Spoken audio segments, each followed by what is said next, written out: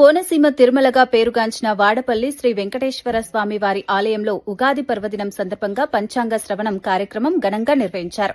పరాభవనామ సంవత్సరం ఆరంభాన్ని పురస్కరించుకుని ఆలయాన్ని పుష్పాలతో ప్రత్యేకంగా అలంకరించారు. భక్తులు భారీ సంఖ్యలో తరలివచ్చి స్వామివారిని దర్శించుకున్నారు.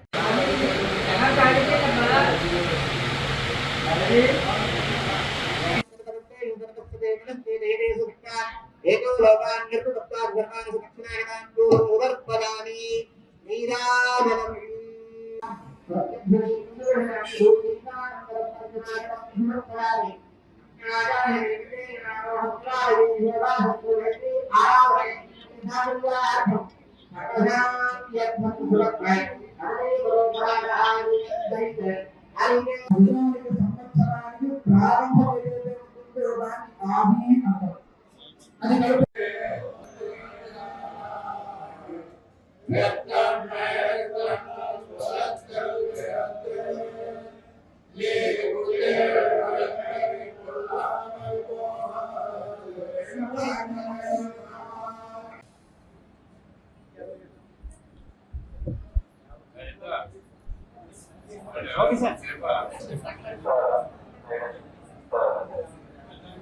అలాగే మరి ప్రత్యేకమైన క్యూ లైన్స్ కూడా పెట్టుకోవడం జరిగింది. అలా మొన్న ఎమ్మెల్యే గారితో స్టార్ట్ చేసింది కూడా ఈ నెలాఖరికి పూర్తి స్థాయిలో అంటే వచ్చే వారానికే పార్షియల్గా అది ఒక 33% మనం దర్శనమిస్తున్నాం.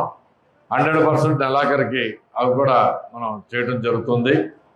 అలాగే ఇతరత్ర కార్యక్రమాలు అలాగే భక్త మహాశయులందరికీ కూడా విజ్ఞప్తి ఏంటంటే మరి స్వామివారి కళ్యాణం కూడా మరి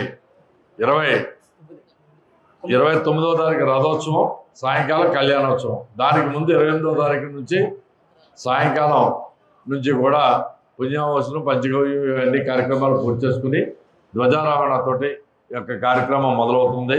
అలాగే తర్వాత సదస్యం, తెప్పోత్సవం ఇలాంటి కార్యక్రమాలన్నింటితో పాటుగా ఇవి మరి మనం వర్షాలు రాక కానీ పోక కానీ లేకపోతే పంటలు ఏ విధంగా పడతాయి, ఆరోగ్యం ఎలా ఉంటుంది, పాలకుల యొక్క ఎలా ఉంటారు ఇత్యాది విషయాలతోటి అలాగే రాశిఫలంగా ఆ జాతకాల ప్రకారం వాళ్ళకి ఆదాయం ఎంత ఉంది, వ్యయం ఎంత ఉంది, రాజపూజ్యం ఎంత ఉంది, అవమానం ఎంత ఉంది, ఏ ఒక్క రంగాల్లో ఎవరు రాణిస్తారు ఇవన్నిటితోటి పంచాంగకర్తలు మరి అనాదిగా కూడా మనకి రావడం జరుగుతుంది. అలాగే మనం మరి రాలింగ్ సిద్ధాంత్ గారు వారి పంచాంగాల ద్వారా మనం ఈ యొక్క కార్యక్రమాలను కూడా ఇప్పుడు మన అర్చక స్వాముల వాళ్ళు మనకి ఇక్కడ తెలియపరుస్తారు.